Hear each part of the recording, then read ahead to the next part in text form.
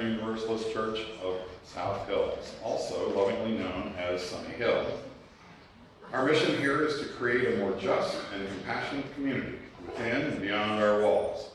My name is Bradley Condis. I'm grateful to serve as a worship associate for this congregation. If you're a newcomer, please visit our welcome table in the fellowship hall. There you can find more information about our congregation and sign up to receive the Beat, our weekly newsletter. Also, if you'd like to be greeted as a newcomer after the service, please take a red mug and members will seek you out to make sure you're warmly welcome during coffee and conversation. A gentle reminder to everyone, if you have cell phones or other electronic devices with you, please silence them now. That way our time together is not disrupted by noisy buzzing and ringing. Speaking of noises, if you have a restless infant or toddler with you today and you need a place to take a break outside the sanctuary, we have an infant care room back in this corner here. You can see and hear the service from there. It's accessible from the hallway. Please feel free to use that as you need it. Our opening words, Come Christmas, were written by Maureen Killoran. No one is ever really ready for Christmas. If we were really all prepared, every gift had been contemplated if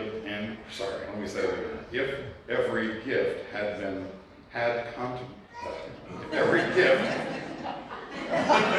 we had contemplated had been obtained, if every present, beautifully beribboned, if all the goodies our friends deserve were baked and cooled and stored just so, if every person we love was gathered for a celebration, if we never snapped at someone we cared about, nor stopped short of being all that we could be, if our minds were 100% loving and our hearts were 100% generous, then perhaps we truly would be ready. And truly we would not need Christmas quite so much. So come, Christmas, the most needed of seasons. Come with the reminder that love does not depend on perfection, but on willingness to risk connection. Come to the unready manger of our hearts, that we may feel the warmth of new life, to give fresh hope to the promise of hope that cries to bring healing into our world. Come Christmas, come love, come hope. Be born into our unready hearts. Please join me in saying the words for lighting our chalice.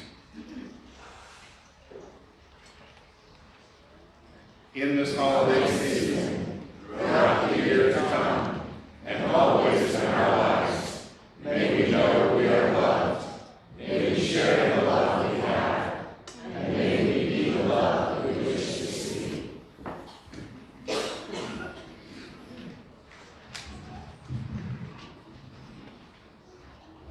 Please rise and bow to your spirit for opening hymn, Deck the Hall.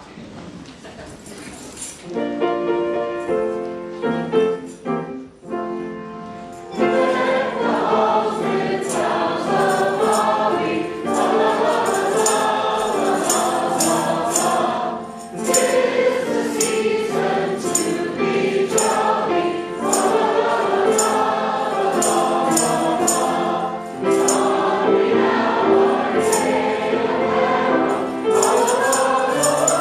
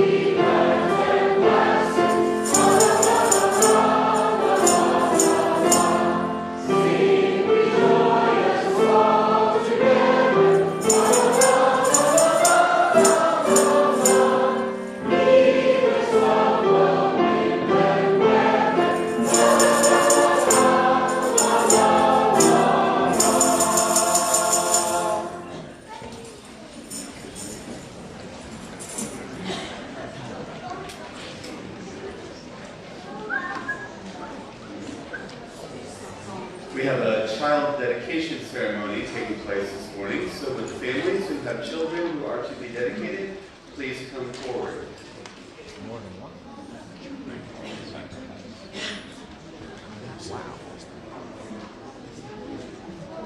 Oh.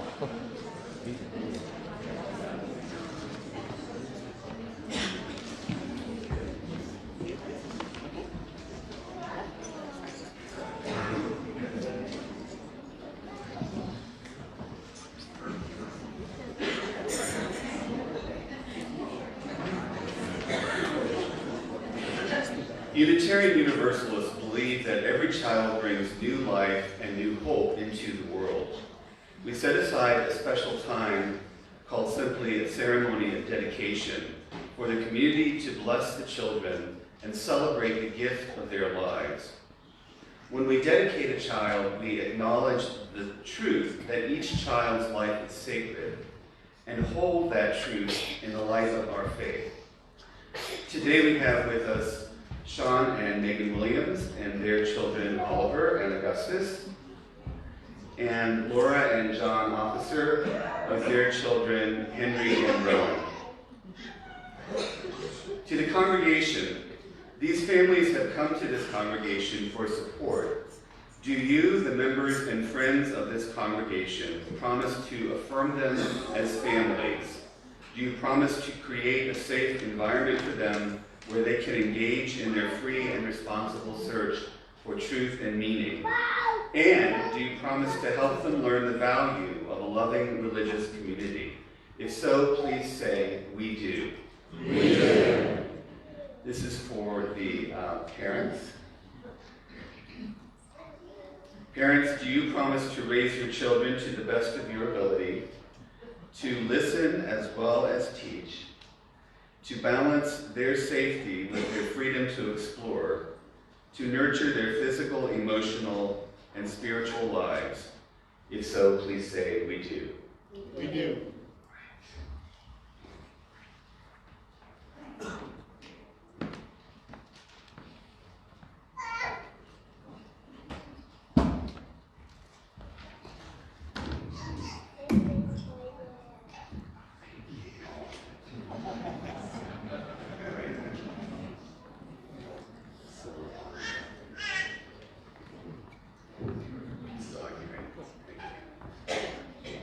Augustus Joshua Williams, I touch your brow that you might grow in wisdom and understanding, your mouth that you might always taste the sweetness of life, your hands that you might always find good work to do, your heart that you might love abundantly, and your feet that you might always find your path through life.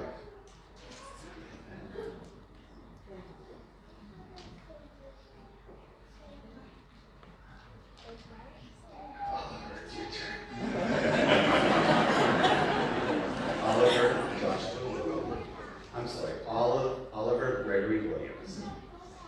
I touch your brow that you might grow in wisdom and understanding, your mouth that you might taste the sweetness of life, your heart that you might love abundantly, your hands that you might find good work to do, and your feet that you might find your own path through life. Oh, I'm sorry.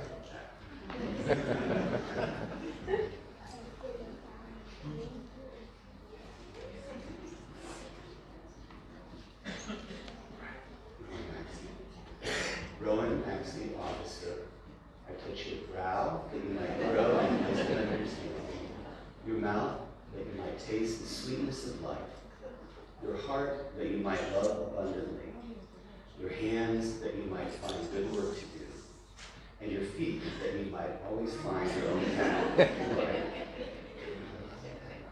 All right.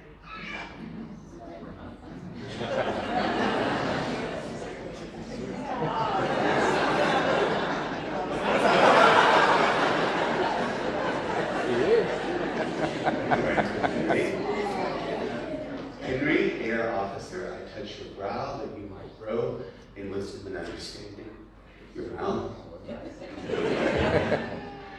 that you might taste the sweetness of life, your heart that you might love abundantly, your hands that you might find good work to do, and your feet that you might always find your own path through life.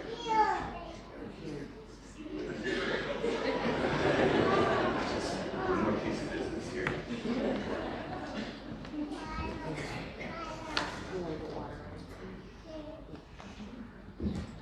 Please join me in the spirit of prayer or meditation. Spirit of life and love, we give thanks today for these children. May they be happy and healthy and a blessing to all who know them. We do not understand the great mystery of life from which each of us emerges and to which each of us returns. But we pray that while we are here together, we might all be angels for each other, bringers of peace and grace and love. Bless these children, bless these families, and bless all who know joy and all who know suffering. This we pray now and always. Amen. Please join me in welcoming these children.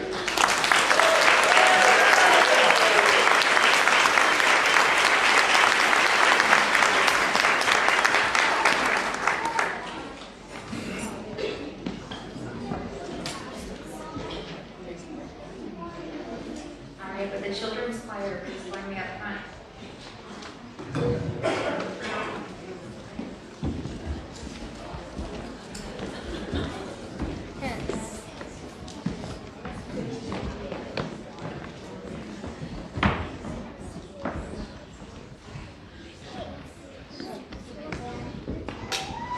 Front row on the floor. Front row on the floor. Second row. Or second. Second row.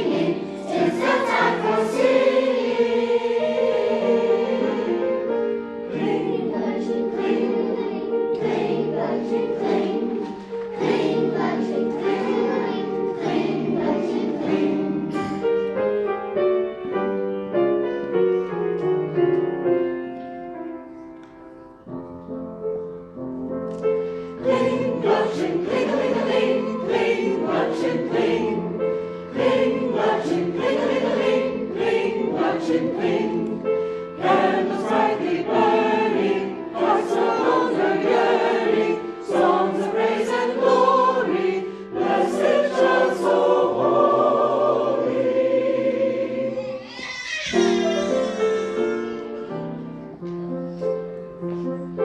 Cling, marching, cling, cling, marching, cling, cling, marching, cling, cling, marching, cling, cling,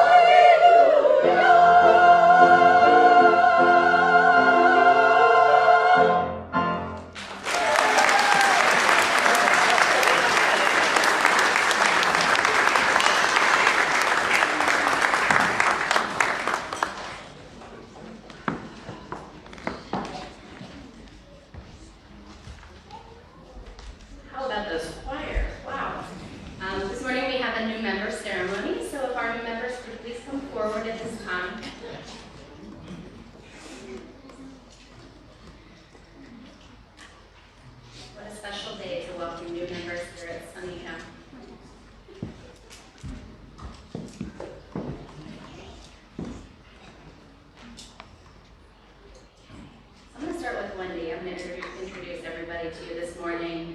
Wendy grew up north of Pittsburgh and currently lives in McMurray with Jim, her husband of 20 years. She has a public administration degree from Point Park and is retired from the administration field. She enjoys gardening, travel, and spending time at their second home in Williamsburg, Virginia. Next we have Judy Spiegel.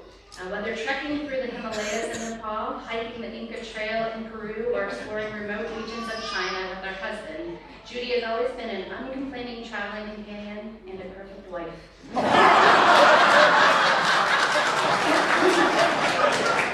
Having fallen in love with Sunnyhill, she now wants to try to stay home, except for maybe spending her winters in Mexico. Among her greatest accomplishments are finally checking off travel the world from her bucket list, companioning 4 loving parents to their graves, falling more in love with her husband than she ever thought possible, and having a large chosen family of amazing friends.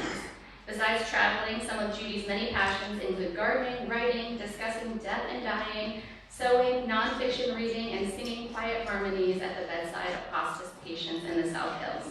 If you see Judy practicing her Spanish at stoplights or tie chaining her way through consignment shops, please stop and say hello. Next we have Derek, Luke, and Mariah McBrogan. Mariah and Derek are both attorneys living in Roslyn Farms with 2 rambunctious Siamese cats, Atticus, age 11, and Ruth Bader Ginsburg, age 3. They fit right in here, don't they? Mariah and Derek are looking forward to getting more involved at Sunnyhill. Atticus and Ruth are still hesitant to begin attending church services, but they could be convinced if truths are involved. And next we have Alicia Farkas. Alicia is mom to a wonderful and beautiful wild little boy. She highly recommends Pastor Jim's sermon writing class and is looking forward to giving her sermon after she completes the course. Her favorite book is Harry Potter and the Deathly Hallows, and her favorite movie is The Matrix. So starting a conversation about either one of these things is a great way to become her friend. Today we welcome into our congregation these new members who have chosen to become a part of this congregation. We are so glad that you are here with us and that you have chosen to share this part of your journey with us. Will you accept our gifts of fellowship, mutual support, and service? Will you offer us your unique presence and gifts? And will you work with us as we seek to create a community and a world dedicated to compassion and justice? If so, please say, we will. We will. Congregation, will you welcome these new members with the warmth and comfort of your fellowship? Will you seek to add your strengths and talents to the new gifts they bring to us? And will you share our triumphs and our struggles as our community grows and changes? If so, please say, we will. We will. Let us say together the words printed in the order of service, which reflect our common purpose and common love in the midst of our diversity of beliefs. Love is the spirit of this church, and service is law. This is our great covenant, to dwell together in peace, to seek truth in love, and to help one another. Please join me in welcoming these new members.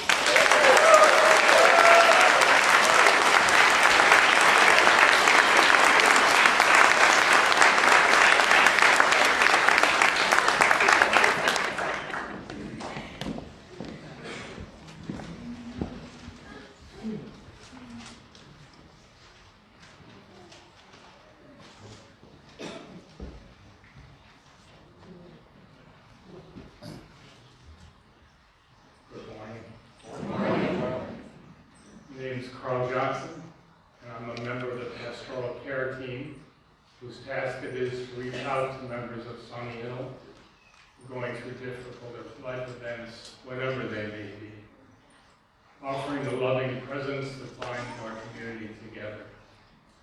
If you want to get in touch with us, you may contact us directly, or call the church office, or send an email to pastoralcare@sunnyhill.org. Each week at this time of the service, we share joys and sorrows submitted by members of the congregation. We share the things that we are celebrating, as well as the things we are mourning, so that they need not be held alone. Joys and sorrows may be submitted online from the website or handwritten and submitted at the welcome table in the fellowship hall. After each joy and sorrow I read, please respond by saying, "We hold you in our hearts." A joy. Huge thank you to all who helped and attended the incredible One World celebration. Special thanks to Santa Opoku for his contribution. To the helpers and attenders of the One World celebration, we hold you in our hearts.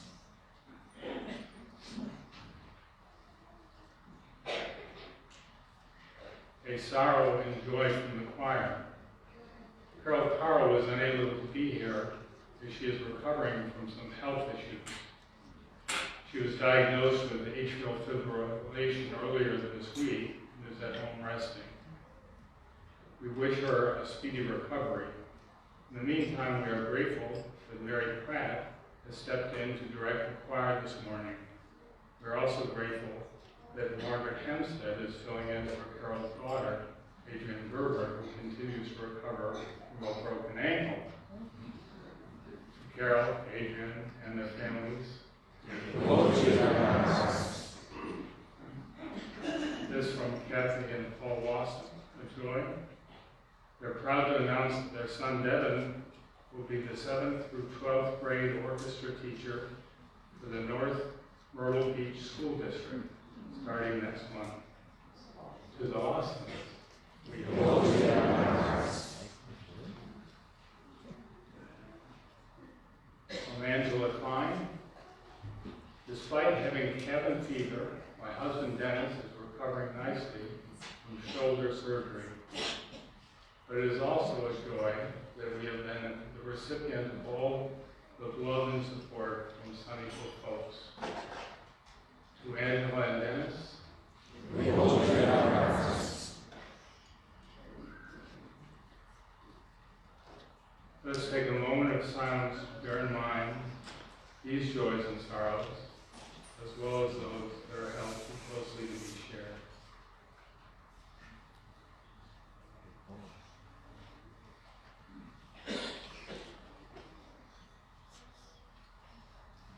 All we have carried through the seasons of our lives has brought us here, to this place, made sacred by our coming together. May we hold all that we carry in the warm embrace of this community.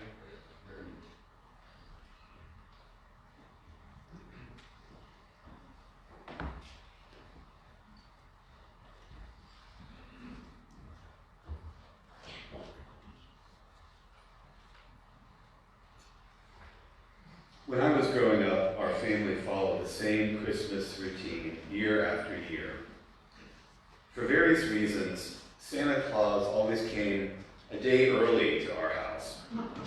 So we celebrated our own family Christmas on the morning of December 24th.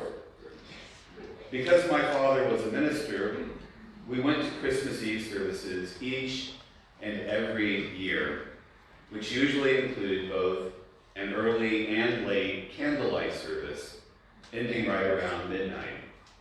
Then early the next morning on Christmas Day, around 6:30 or 7 in the morning, we piled into the car and drove to visit both sets of grandparents in southern Ohio, about a 3-hour drive from where we lived in the north central part of the state. We spent the morning and early afternoon with my paternal grandparents, Grandma and Grandpa McGaw, in Stockdale, and we spent the evening with my maternal grandparents, Grandma and Grandpa Thompson, in Waverly, Ohio. There was a big contrast between these two celebrations at the two sets of grandparents. My father had just one sibling, and both of our families were relatively small, so there would be at most 10 people at these get-togethers, which included a big Christmas dinner at lunchtime. My mother, on the other hand, had 5 brothers, each of whom had relatively large families, so there were often 50 or more people present for this suppertime Christmas celebration, which was a boisterous, somewhat chaotic event. In between these two family gatherings, we would make one additional stop at the home of Aunt Bird and Uncle Richard. Bird was my mother's aunt, the sister of my Grandpa Thompson. She and her husband Richard had a standing invitation to participate in the big Thompson family Christmas get-together, but as far as I know, they never attended. They were, I suppose, what some people would call backward country people. Although truth be told, we were all country people. But Bird and Richard wouldn't have been comfortable, I think, in a big crowd and preferred to do things on their own. Richard, who had such a thick Appalachian accent that it sounded to me like he was talking with a mouthful of marbles, worked as a maintenance person for the highway patrol and always had a really bad joke to share with us. Often racist or sexist bad, though probably without malicious intent. Aunt Bird was a warm person, but not a chatterbox by any means. She gave big, bear hugs with a lot of back patting. And her house, which was small and dimly lit, smelled like stale sweat and soup beans and musty old furniture. Aunt Bird always anticipated our visits and bought us small gifts from the local dime store. As I recall, I would usually get something like a pair of socks or a monogrammed handkerchief, and my sister would get a set of hairbrushes or ribbons, just small things that you might find in the gift aisle of any drugstore or five and dime in those days. As a very young child, I wondered why we always stopped to see Aunt Bird and Uncle Richard. The conversation seemed a little forced and stilted. I never really knew them all that well, and it was not immediately clear to me whether our company meant much to them or not. But as the years went by, I started to recognize that our visits probably did mean something. In fact, Aunt Bird looked forward to our being there. She took care in her own way to make sure that we felt welcome, and she always had at least some small thing to share with us. And as I became older, it became clearer to me that these visits were an important part of what it meant to be a family. Although they never lasted more than 30 or 40 minutes, these visits taught me a lesson about what it means to be related to other people. Taught me that this is what families do. They spend time with one another. They take a few minutes to exchange gifts and pleasantries, to show through small thoughts and actions that we are connected, that none of us is alone, that the bonds of kinship mean something real and tangible. At Aunt Bird's house, there were no big Christmas turkeys or hams. There were no boisterous gangs of cousins running around, whooping and hollering. There were no grand presents or particularly deep conversations. There was just us, sitting in one another's presence, sharing in the simplest way imaginable the sense of connection that exists among family members, the sense that for reasons we might not entirely understand, we mean something to each other. In the midst of the busyness of this holiday season, I suggest we all take some time to ponder and experience the mystery of human connection. Take some time to visit those who may not have anyone else to visit them this time of year. Take some time to do the things that make us family, that make us human. Sometimes the most important gifts have less to do with noise and glitter and more to do with simply being in one another's presence. I wish for each of you these crystalline moments that are born out of love.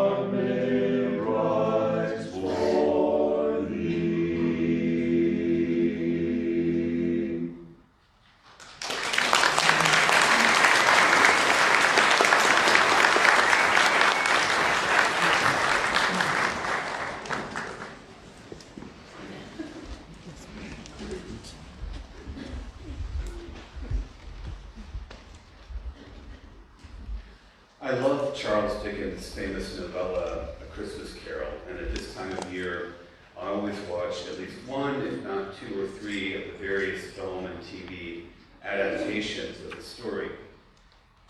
My particular favorite is the 1951 British film adaptation starring Alastair Sim as Ebenezer Scrooge.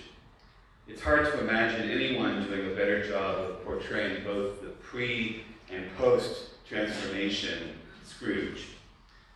Sim plays both versions of the lead character with a great deal of intensity and verve and wild-eyed, wild-haired abandon. One of the things I've noticed about myself as I've watched and read Christmas Carol over the years is that I've grown more and more sympathetic with the curmudgeonly Scrooge at the beginning of the story. When I was a child, I found the miserly Scrooge thoroughly unlikable, mean-spirited, and a little frightening. But now that I'm older, I find myself feeling somewhat more tender toward him. It's not so much that I've grown more miserly and curmudgeonly myself, although in some ways perhaps I have. It's just that I think I can understand Scrooge's backstory a little better than I used to. Consider his situation, after all.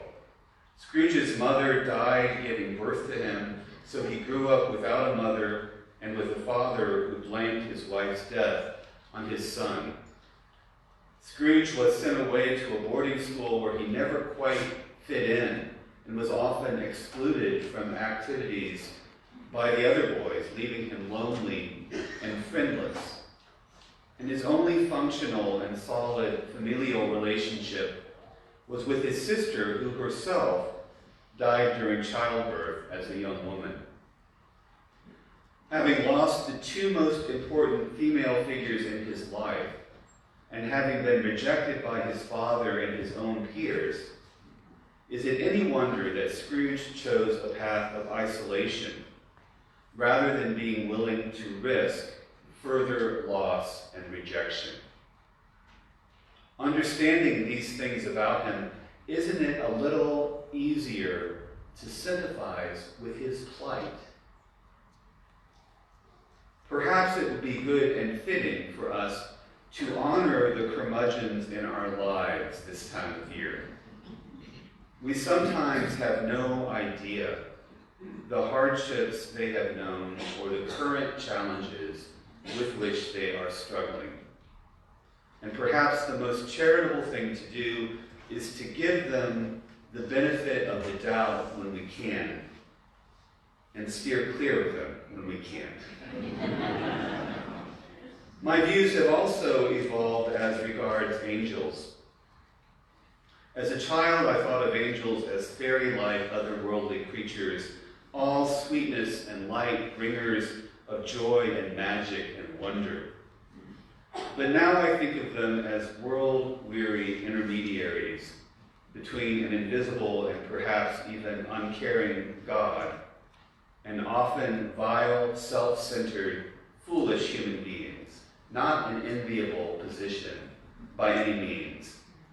And more I see angels not so far removed from everyday life. One of the greatest messages of Christmas is that we need not be perfect to be beautiful. We are all inherently flawed, and yet we can incarnate, bring into being something that rises above the brokenness of the world, something that inspires hope, something that gives us reason to go on. The songs of the angels that we can hear most often come not from the heavens, but from those around us, proclaiming that there is still something worth fighting for in this world, that there is still love ever emerging, and that this love we incarnate and sing about just might be enough. I hope and pray that this Christmas and always we will open our hearts to both the curmudgeonly and the angelic, for both have wisdom to impart to us. May it be so. Amen. Please rise and by your spirit and join in singing Hark the Herald Angels Sing.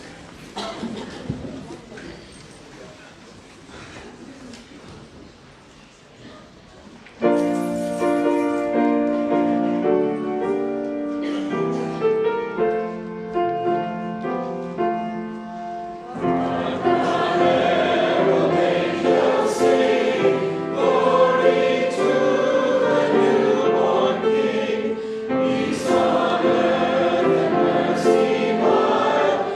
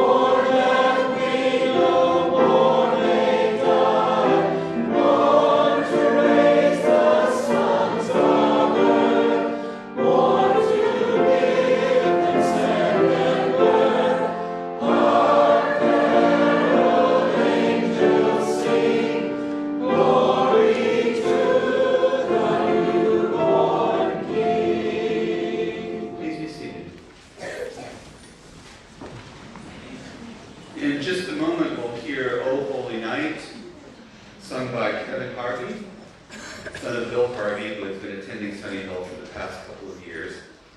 This song was composed by Adolphe Adam in 1847 with words by Placide Cappeau, a French poet.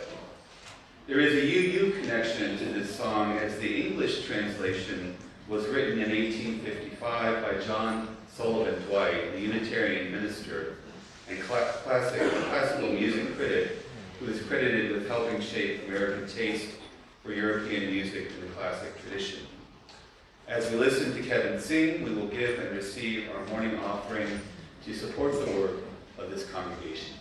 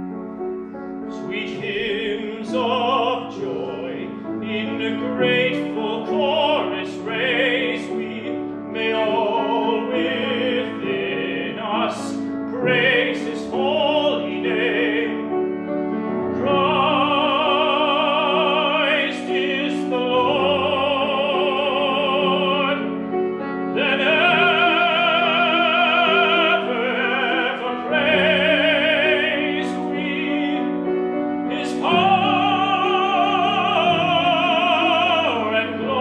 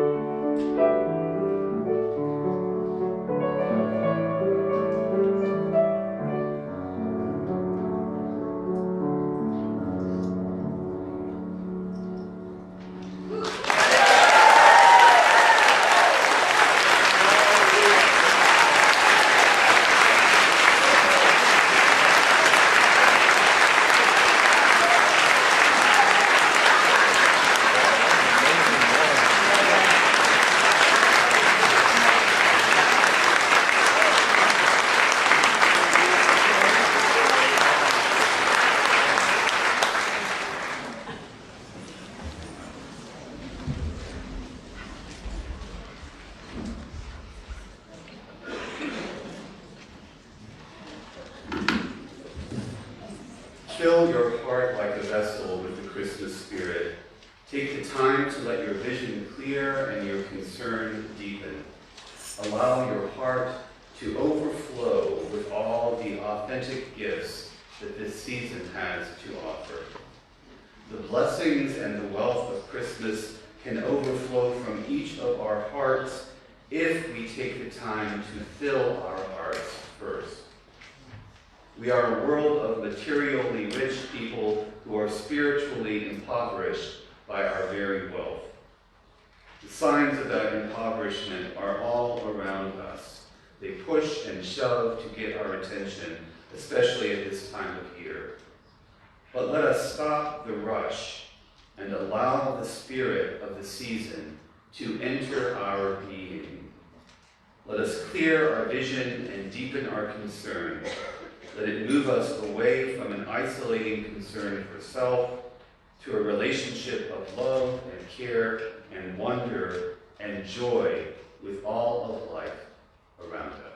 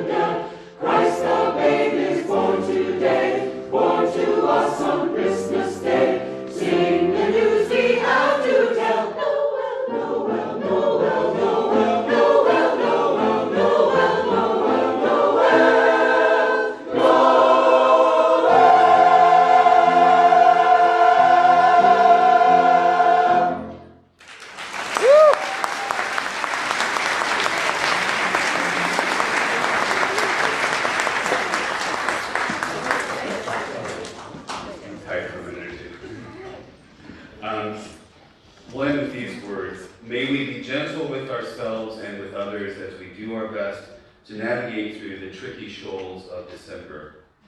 May we avoid being so distracted with our own problems and duties this year that we forget the wider web of life of which we are a part. May we go about our rounds of preparations and festivities with a light heart and with boundless patience. May the dissatisfactions that are part of our lot be our companions but not our masters as we cross the holiday threshold. And may all the joys of the season be ours this time around. Go in peace. We're having a congregational meeting in just 5 minutes, so I would ask all of the members to stay in the sanctuary, if you would please. And our meeting will begin in just a few minutes. For children, we are having children's snack downstairs. So, so if there are any children that want to go down for children's snack, they can do so now. Thank you.